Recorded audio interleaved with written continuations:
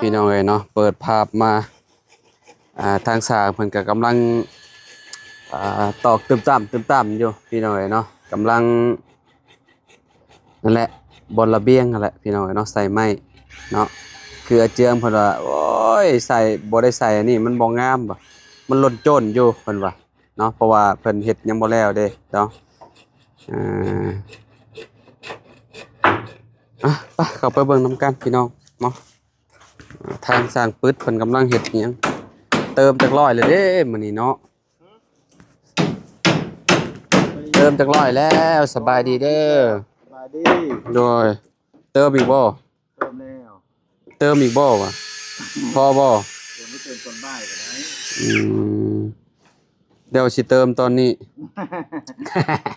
เติมตอนนี้ เอาคนละขวดนี่เอารถเติมพี่น้อยเนาะเติมเนาะตอนบ่ายเติมอีกเนาะอืมโอ้เพิ่นก็ทานแหละพี่น้อยเนาะทานบันไดไปขึ้นไปเบิ่งอยู่เทิงอึ๊บโอ้พี่น้องเอ้ยเนาะสร้างใกล้สิมากินข้าวได้นี่11 โมงเลยมุมนี้ต้องมีประตูให้คนน้อยได้นี่เนาะว่าคนน้อยคานมานี่ห้วยตกปุพี่น้อยเนาะต้องมีให้นำเนาะ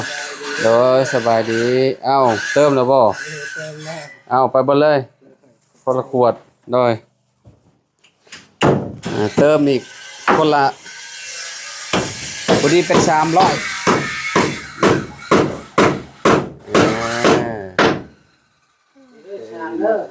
แข็งเนาะต้องใส่สว่านจอแล้วเหรออันนั้นว่าบ่ได้จอเลยบ่เป็นน้ำตะปูแล้วค่ะตะปูบ่อนั่น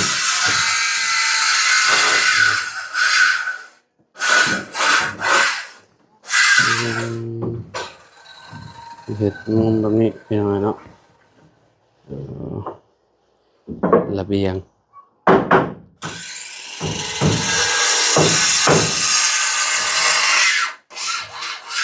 ตะปูก็อ่อนแห้งเลยตะปู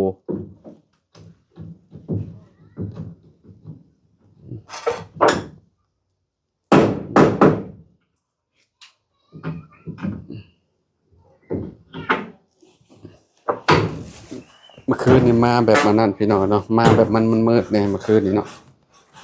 วานโอ้คักเข้ามาโล่งคัก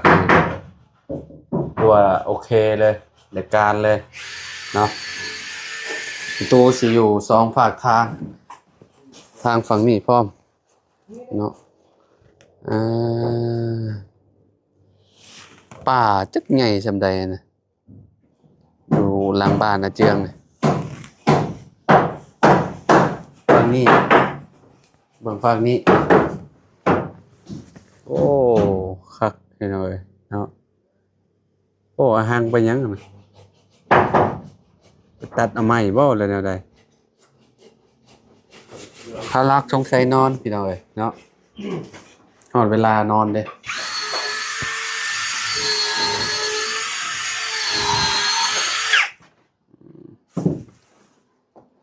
แล้วเนาะมื้อนี้บันได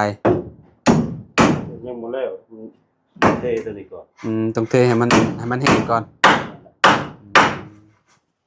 นแห้งก่อน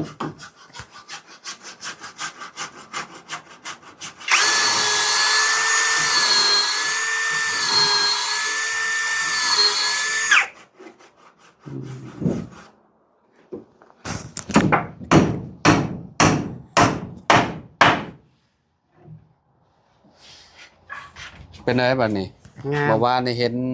ว่าโอ้ยสงสัยบ่มีแล้วว่ะโดยคิดว่าบ่มีแล้ว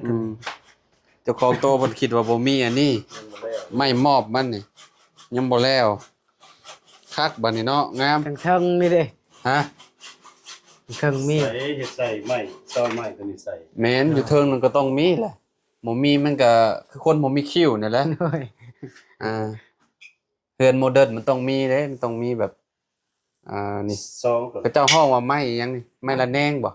เอ้า ใช่มองนี้เนาะพี่น้องเอ้ยนี่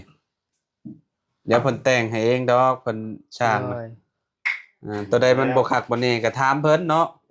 เออ เฮ็ดให้เฮาแน่นี่มุมนี้ก็ต้องมีแหละนี่แต่บ่มีมันก็บ่งามเนาะช่างเนาะ แม่น มุมนี้นะ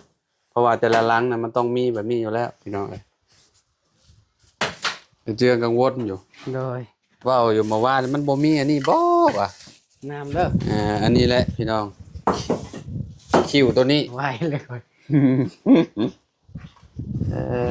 อโอ้คักกะลีขึ้นมาจนเทิงเย็นจะจ่วยพี่น้องเอ้ย คักเขาเฮ็ดตัวนี้ ฮะ ตัวนี้ เจ้าจะไปเห็นหยังไงเนี่ย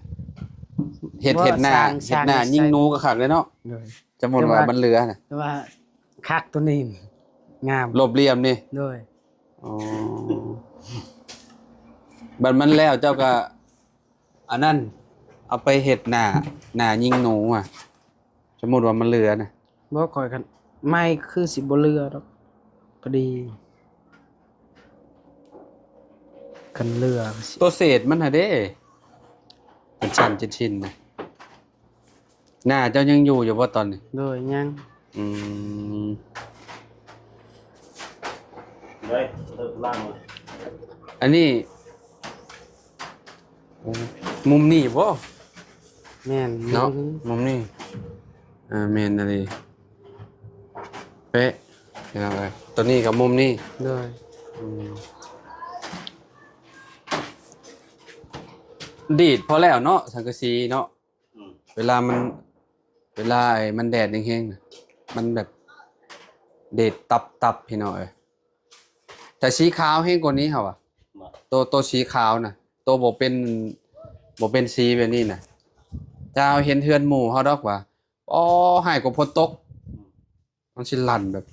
ตับแบบนี้แหละ โดย อันนี้ยังธรรมดาอยู่เพื่อนน้องเพิ่น ว้าวมันยังกันน่ะ ก็ตัดกล้วย ตัดกล้วย โดย เออเช้าน่ะจะเป็นอะไรเนาะอันน่ะปักมือเราเมื่อวานนี่เนาะสาวออนเนาะ จัก เป็นที่ไข่เนี่ยแล้วว่า อยู่เฮือนแล้วมึง สี่อันได้ปึ๊บตัวน่ะ เราเจ็บยังเจ็บแล้วอะ หึ ยังเจ็บ มา เล แร ย งแรงเคยได้เลยนะเป็นแรง บันไดนี่ น้ำใหม่เนาะสั่นไปเลยแต่แต่ อืม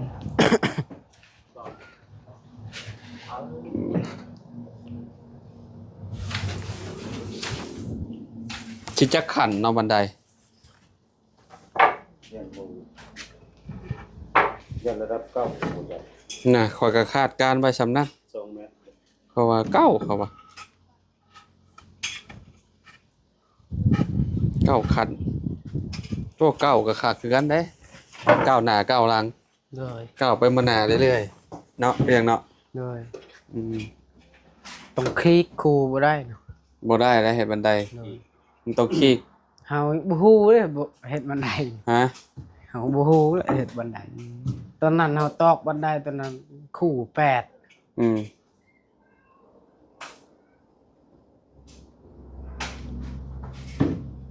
บอกเก้ากับเจ็ด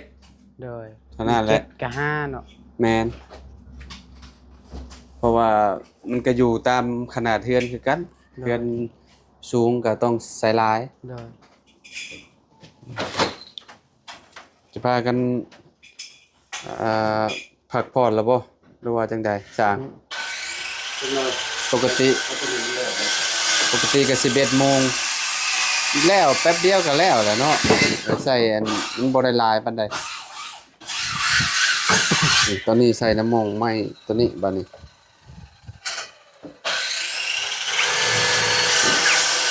สีทาสีหยังอะเตือสีอันนี้นี่ สีหยังก็ได้ ลูกติ้งนี่ได้ เอาสีอันนั้นสีเหลืองก็ครับสีเหลื โอ้ อง ย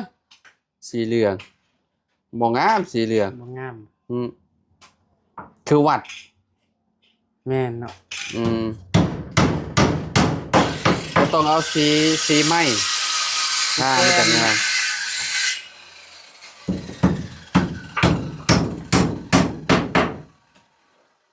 ค่าลูกติ่งนี่เขาล่ะอันนี้นี่ก็เอาสีไม้ เจ็บคอ สีไม้สแลกใส่อืม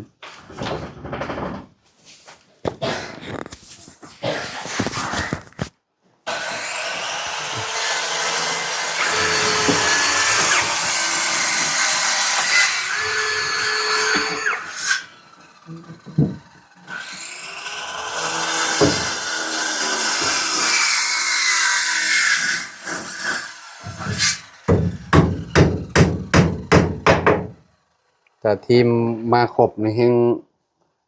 แป๊บเดียวฮอดบ่อัน10 กว่ามื้อบ่ฮอดดอก มี12มื้อนี่หรือเปล่า 12 มื้อเลยเนาะอืม แล้วอีก2มื้อแล้ว อีก2 มื้อพอดีเลยเบาเสียงบ่ได้เบาเสียงมาบ่มื้อนี้ฮะ ตัวมื้ออื่น มื้ออื่นติวันที่22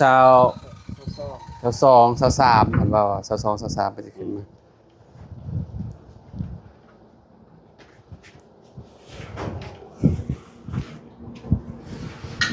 วันนี้มาก็ติดตั้งอันนี้แหละเนาะพวก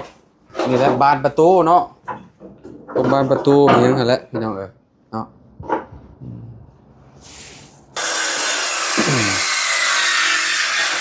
เรือนนี่คะแนนบ่ใส่แบบพวกไม้ละละแนงไม้แต่งมันก็สิแบบโล่งๆจังได๋บ่ก็บ่คักพี่น้องเอ้ยเนาะแต่งเข้าไปแล้วมันก็สิ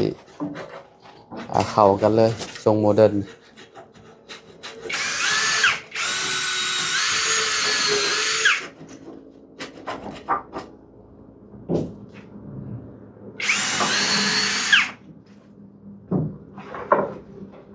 มาทันช่างเพิ่นกำลังเฮ็ดอยู่พี่น้องเนาะมันก็เทินแล้วล่ะสิเมื่อก็จักจังได๋บ่มากินข้าวก็ได้เฮ็ดให้มันแล้วซะล่ะ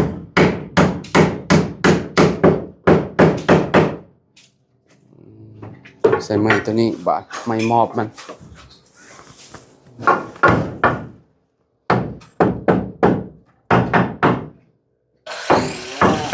นะเป็นไงคักแล้วบัดนี้เนาะคือแล้วบัดนี้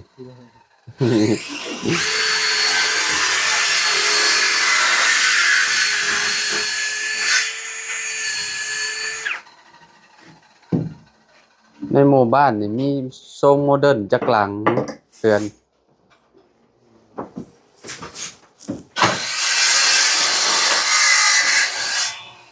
มีบ่ ตามลา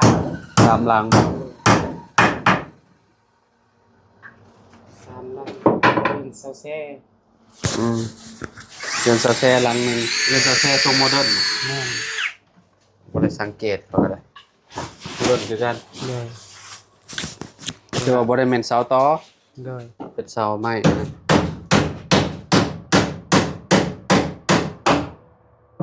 อืม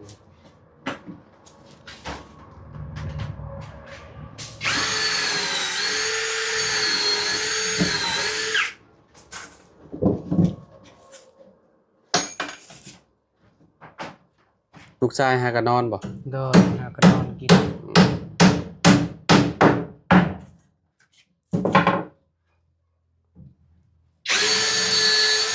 หลังปีใหม่เนาะขึ้นเฮือนน้องอาเจือ เลย พี่น้องเพราะว่าอีกบ่กี่มื้อก็สิปีใหม่แล้วประมาณ10ประมาณ11 ยัง 12 11มื้อมื้อนี้วันที่22 21เดือนนี้31 อืม ยัง11มื้อ ก็แป๊บเดียวนึงเนาะ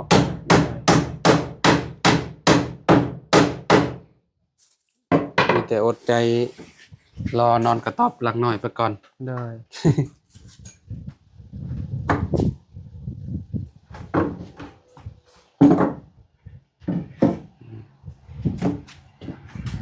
เดี๋ยว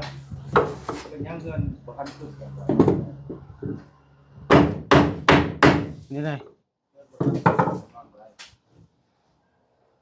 เฮือนบ่ทันขึ้นเป็นจังจะนอนบ่ได้ นอน จ บ่ได้ ริงๆน่ะจริงๆน่ะคนบ่ถือน่ะนอนได้เบิดแหละ โดย เที่ยวขึ้นเที่ยวลงอยู่เสมอ อืมคนถือก็คือว่านอนบ่ได้ว่ะต้องหามื้อเลิกงามยามดีก่อน ก็ด่าเป็นตอนจนแล้วนอนอะไรหน่อย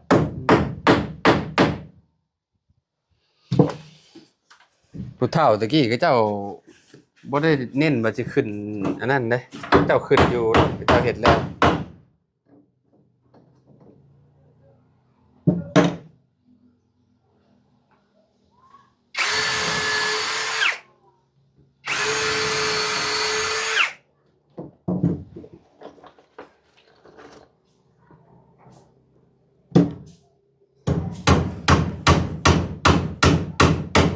อืม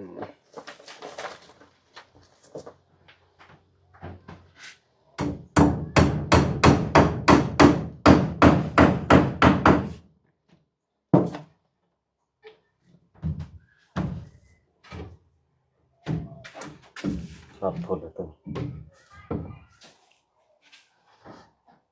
ครับ ตัดไปเปิด เจียด้วยหนึง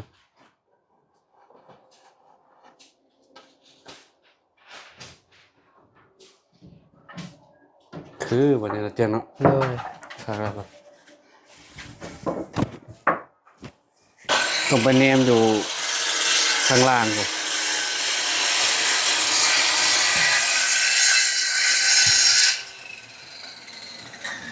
ตอนเช้าคือว่าสีลมๆเนาะ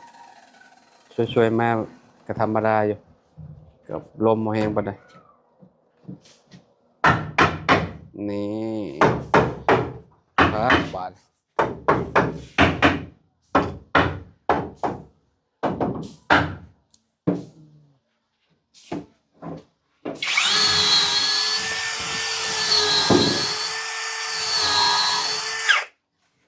ใช่ปะ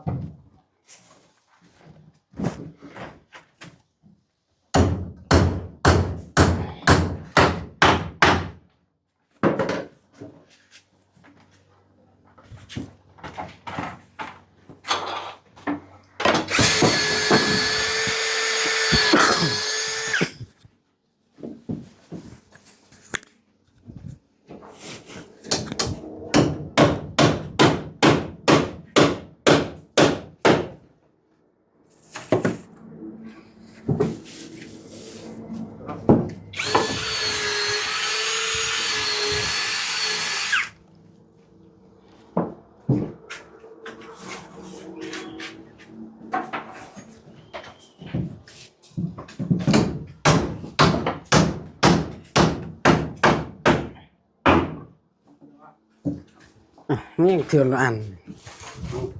จบข่าว กูซื้อนั่นแหละกูแม่น อืมถือไว้บ่บาทเดียว โดย แม่นภาษีว่าที่มีแตกมือ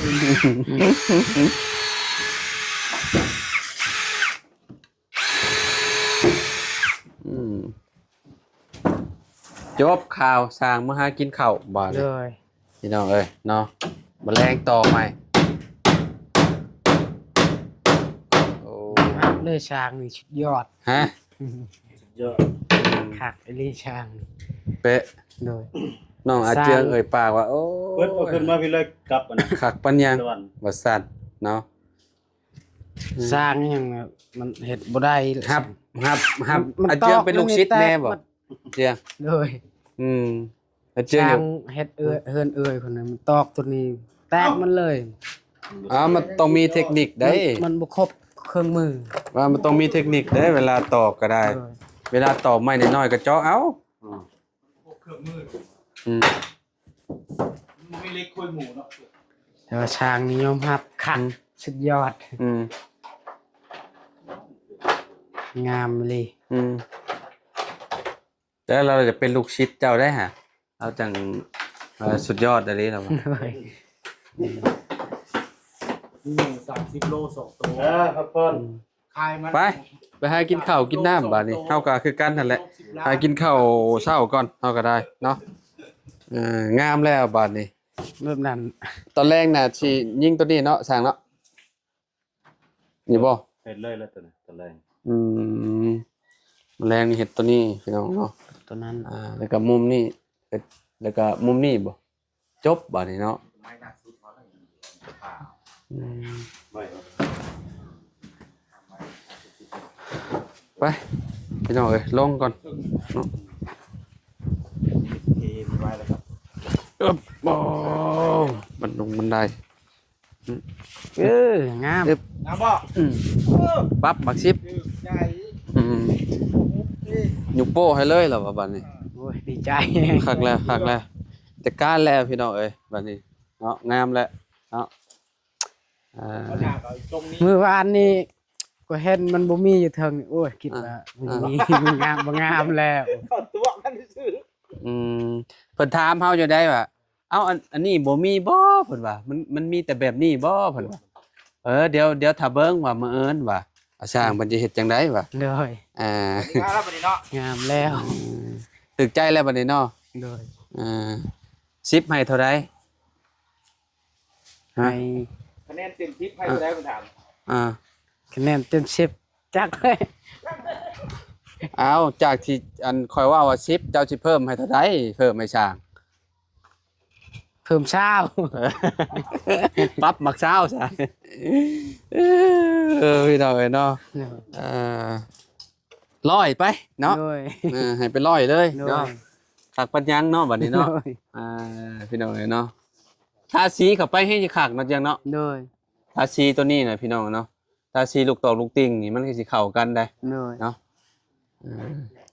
งามพี่น้องยอมรับเลยว่า เลย ชีมือสร้างคนนี้ ขนาดอาเจียงยังว่าโอ้สุดยอดเลยว่า เห็นแล้วก็ดีใจน้ำสร้างน้ อืม ำสร้างแบบเกิดเป็นคนกันสร้างเราเฮ็ดแบบสร้างอยู่นั่นเราเฮ็ดเฮือนเอื้อยเอาบ่งามเลย เป็นแบบนั้นก็จะเฮ็ดแบบนั้น เราตอกจักนั่นใดแตกแล้วก็ตอก โอ้เฮ็ดมื้อยุ่งมื้อนี้ไปเลยติ แม่นตะปูขดมันก็ตอกใส่เลยมันบ่อันนั้นบ่หักออก แต่สร้างตัวนี้โอ้ยยอมรับเลยว่างามเลย อืม เราเฮ็ดแบบแจ๊บอีหลีเลย ชีมือเพิ่นเป็น คือว่าแบบดีนะเนาะ เลยเราเฮ็ดแบบไวกับไวมันดี อืม เฮ็ดไว้คุณภาพ แม่นไวงาม อืมโอ้ไปตัดเอาไม้อันมาเฮ็ดข้างมักทั่วบ่น่ะ เลย โอ้โหน้องหั่งไว้น้องไอ้เนาะตอกปกๆอยู่ กินข้าวเที่ยงแล้วว่าจ้ะ ยัง เขาก็จะไปหากินข้าวเที่ยงข้าวเช้าเขาก็ได้พี่น้องเอ้ยนะข้าวเช้า กิน ยัง แล้ว ข้าวเช้ายังบ่ได้กินเขานะ ได้ จะไปหากินข้าวเช้าบ่แล้วยามแรงๆบ่แล้วจะสิเข้ามา เลย มาเบิ่งน้ำมาเจียงอีกพี่น้องเอ้ยเนาะ เลย สร้างเพิ่นสิเฮ็ดติดละแนงหมองนี้บัดนี้หมองแต่งเติมคิ้วมันให้พี่น้องเอ้ยเนาะ